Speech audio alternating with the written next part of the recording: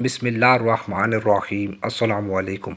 حضرت بریرہ رضی اللہ تعالیٰ عنہ حضرت عائشہ رضی اللہ تعالیٰ عنہ کی باندھی تھی۔ حضرت مغیث رضی اللہ تعالیٰ عنہ سے ان کا نکاح کر دیا گیا۔ حضرت بریرہ رضی اللہ تعالیٰ عنہ خوبصورت تھی اور حضرت مغیث رضی اللہ تعالیٰ عنہ خوبصورت نہ تھی۔ حضرت مغیث رضی اللہ تعالیٰ عنہ بریرہ رضی اللہ تعالیٰ عنہ سے بہت محبت کرتے تھے اور بریرہ رضی اللہ تعالیٰ عنہ کو نفرت تھی۔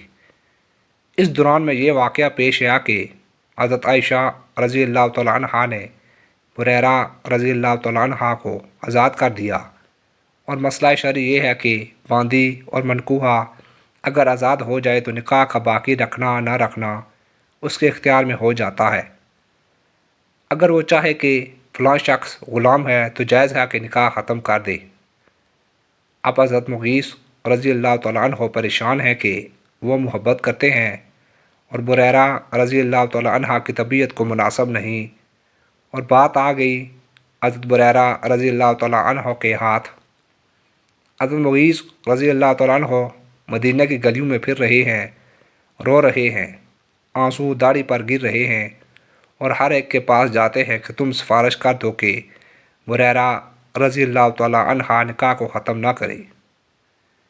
آخر میں نبی کریم صلی اللہ علیہ وآلہ وسلم کی خدمت میں پہنچے اور عرض کیا، یا رسول اللہ صلی اللہ علیہ وآلہ وسلم، آپ صلی اللہ علیہ وآلہ وسلم حضرت بریرہ رضی اللہ تعالیٰ عنہ کو فرمائیں کہ وہ نکاح نہ توڑے۔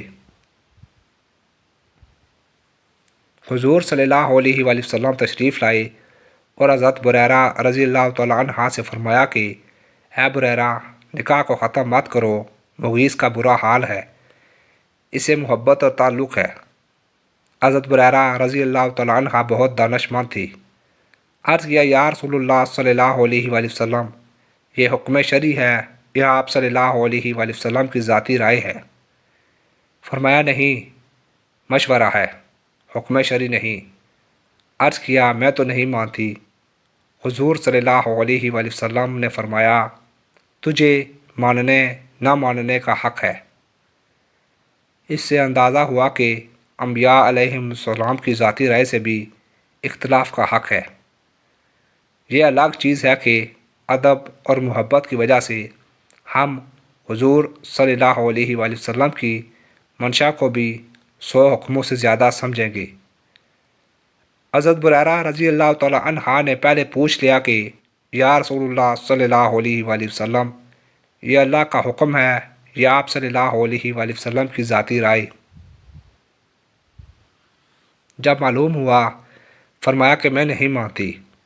ذرا بر حضور صلی اللہ علیہ وآلہ وسلم کے اوپر گراں نہیں ہوئی، لیکن رائے کے نہ ماننے کی وجہ سے کیا یہ جائز تھا کہ حضرت بریرہ رضی اللہ تعالیٰ عنہ معاذ اللہ اول درجہ کی شان رسالت میں بے ادبی کرے؟ اگر ذرا بھی بے ادبی ہوتی دین ختم ہو جاتا۔ ادب اور عظمت کو اسی طرح برقرار رکھا، لیکن شریعت نے جو حق دیا اس کو استعمال کیا کہ یا رسول اللہ صلی اللہ علیہ وآلہ وسلم، میں تو نہیں مانتی، یہ میرا خانگی معاملہ ہے، اور اگر حکم شرعی ہے تو سر جھکا ہوا ہے۔